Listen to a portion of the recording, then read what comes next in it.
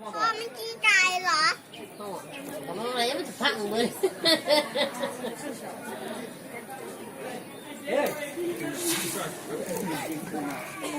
โอ้ไม่นะโตมันยังโลว่าจะความ400-500 โลเนี่ยอุ้ยมันตุ่มว้าว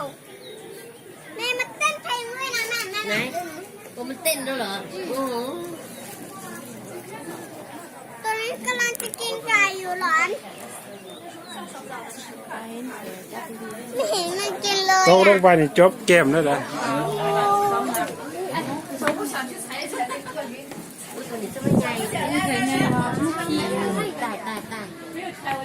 โอ้ยตัวใหญ่น่ากลัว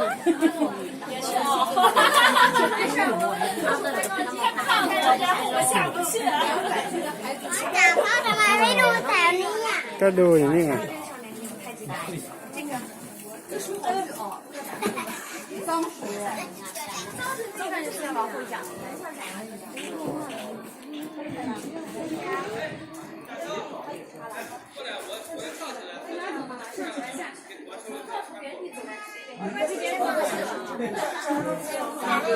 你的拍也行，你的也好看。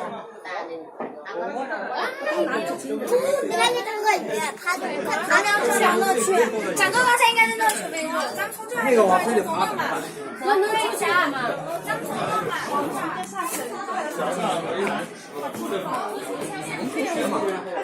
速度应该没有拍到你啊。